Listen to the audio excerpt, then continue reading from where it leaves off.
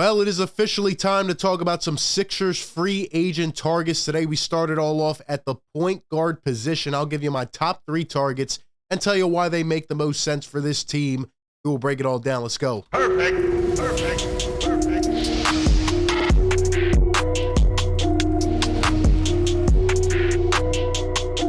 What is going on, everybody? RB here. Welcome into Philly Take with RB. Like always, if you do enjoy this content, feel free to leave a like on the video. Helps out the channel. Be sure to subscribe for more content and be sure to ring that bell so you don't miss any of the upcoming videos or live streams. Today we're back and it is officially free agency week, not for the NBA, but for us. That is right. The official date has not been released for the NBA, but it is expected to be around June 30th, July 1st, getting back to a normal schedule as we, get past these couple of weird years. But as highly requested here on the channel, we are going to get into some free agents this week, and I decided the best way to do it will be to break it out by position group. So as I said, today we will be starting with the point guard position, and we'll do shooting guards, and we'll go forward just like that. And be sure, like I said, to stay tapped in because next week will be draft week. We'll be getting into the top draft targets for the Sixers, presuming that they stay at pick 23. And we'll break it all down with the draft just to go in a couple weeks. We have a lot to get into, so we will be covering it all here on the channel. But like I said, let's start off with our point guard targets today. I'll give you my top 3 and tell you why they are the best fits so far.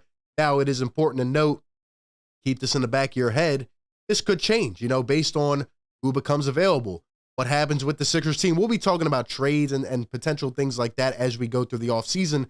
But as of right now, this is just a temporary list based on who's available and what we have at the current time. And it's also realistic. I mean, there's not a lot of big names again, similar to last year, but, I'm trying to keep everything in mind based off of what I expect to happen. But again, things could change. So just keep that in the back of your head. But anyway, let's go ahead and jump right into it. In terms of the point guard position, as we break this down by positional group, it's important to think about what this Sixers team needs at that position. And when I think about the point guard position, I'm expecting James Harden to come back on whatever deal he may sign. And obviously Tyrese Maxey's here. And I do want to dispel one thing quickly.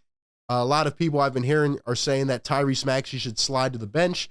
I disagree with that wholeheartedly. I think Tyrese Maxey made an incremental growth. Of course, there's things he still needs to work on. Of course, there were a couple moments that did look a little bit too big for him, but the kid's 21, made a huge growth in year 2, a big leap. And I think he's only going to get better. And I think moving him to the bench would only stint that growth. And I think he's ready for the moment. So I think Tyrese Maxey will be the starter alongside James Harden. So that brings me to the point guard position. What do the Sixers actually need? And for me, that is depth, veteran leadership, and really a guy to come in off the bench.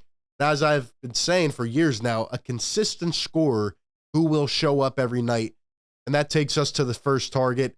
And by the way, as we go throughout these positional groups, Dennis Schroder is our first target. And I believe he will actually be upon the top of the list. Maybe at the end, I'll consolidate all of my top free agents. But Dennis Schroder, for me, is a top free agent target for this team for multiple reasons. He makes so much sense.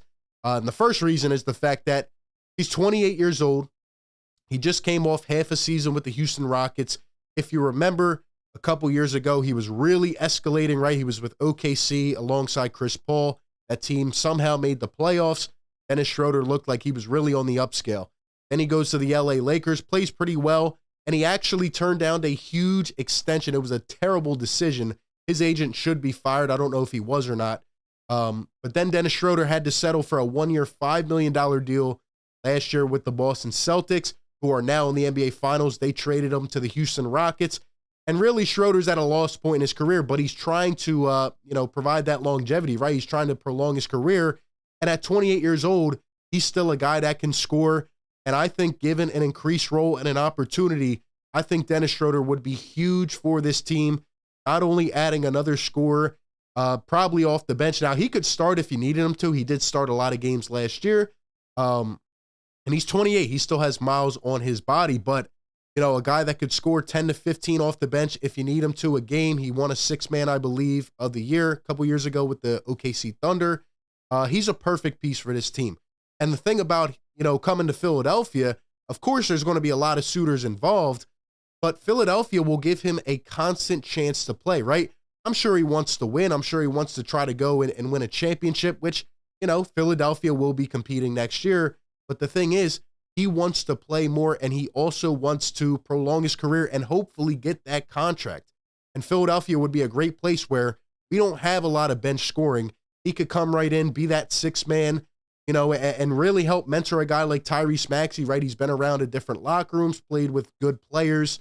And I think he could come in and he's a guy that can shoot mid-30s, right? 34, 36% from deep. He can knock down shots, and also he will create plays on the floor. He'll create more offense, right? He can average 5-6 assists a game. Overall, just a great offensive player. I know he's not the best defender, undersized guard at 6'1", 170, but Dennis Schroder, to me, is going to be one of the most highly coveted point guard free agents, and I think the Sixers need to be involved. This would give him a chance to play a lot. It would give him a chance to win, and, he could get back on track with his career. I don't think he's going to demand too much in free agency. I'm sure someone might be willing to overpay, but I do think if feasible, the Sixers should try to go out and give him a pretty decent deal, for a couple years, because I think Dennis Schroder, again, wants to hopefully eventually get that contract. And I think it would just be a perfect opportunity here. And I know he would come off the bench every night and give us at least 10 points. And even if his shots aren't falling, like I said, he would be able to facilitate.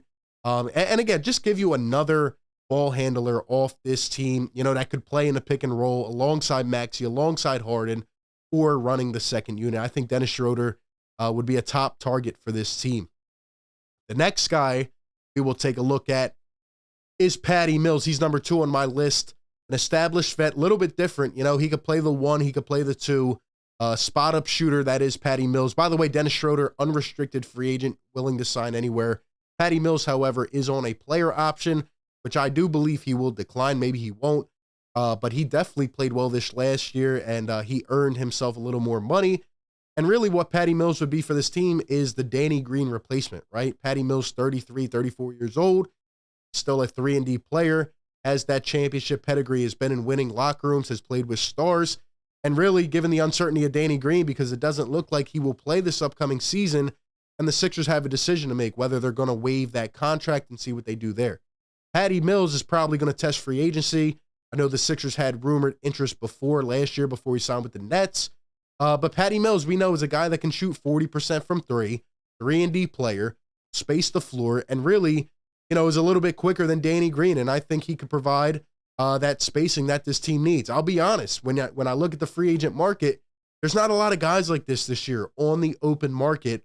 And I think Patty Mills is going to have a lot of interest, but the Sixers once again could offer some playing time, and they could also offer a chance to not only make some money, but go ahead and try to compete again. And I think his skill set fits exactly what this team is looking for in terms of the shooting and in terms of the veteran leadership. And I just think Patty Mills, similar to Danny Green, would be a great fit on this team. And I think it makes a lot of sense. And the Sixers need to be interested. Again, I'm not saying they could pull any of these guys, but this is the type of guy that we need to look for in free agency. And Patty Mills still looks like he can play at least another 2, 3, 4 years. So we'll see what happens there. And the last guy we will talk about today, that is Ricky Rubio. Again, kind of filling in with that common theme of that veteran leadership, guy off the bench who can provide a spark.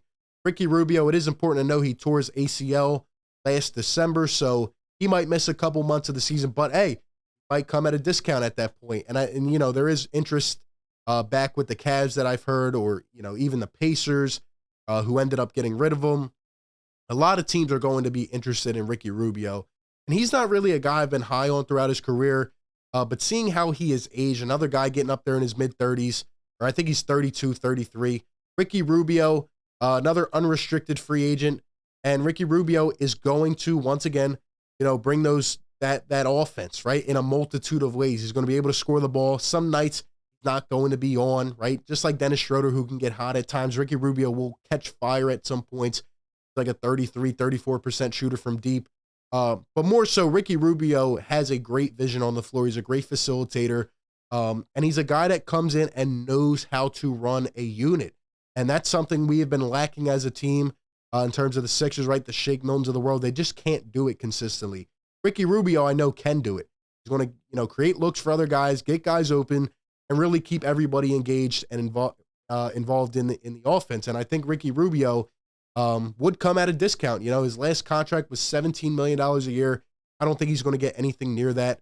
And I do think he will be highly coveted, but given the injury factor, some teams might be willing to back out, and maybe that's where the Sixers could dive in and bring a guy in like Ricky Rubio who has that mentality and just who knows how to win and who knows how to play the game. And I think Ricky Rubio would be a great fit on this team, and he'd make a lot of sense for a lot of different reasons. Just bringing again that veteran leadership off the bench. So hopefully he gets better and he's healthy, and the Sixers can take a look at him or any of these other guys. But those are the top guys that I'm seeing at this position. Like I said, not a lot of variety on the market. And for each position group, by the way, we'll give one honorable mention as we break them down. Kind of like an underdog outlier type of pick. And for this position group, for me, it'll be Aaron Holiday, who was recently a member of the Phoenix Suns, also the Pacers and the Wizards. And he went through a couple of tough situations with his teams. Saw his playing time decrease, but a former first-round pick, younger brother of Drew Holiday, I think he has a lot of upside. And he's not a polished product by any means, but I do think given an increased opportunity, an expanded role, I think he could become something. And I like his athleticism, and he's a guy that I could see the Sixers trying to swoop in on. Aaron Holiday will be my honorable mention, but those are just my thoughts. Give me all of yours down below in the comment section. Give me your thoughts and opinions on these guys. Tell me about any others I may have missed. Like I said, we'll be breaking down each position group for the free agents, and I want to hear from you. So give me your thoughts down below in the comment section. Appreciate everybody for tuning in. Like always, be sure to like, comment, subscribe. I will catch you on the next one, man. Peace. Perfect.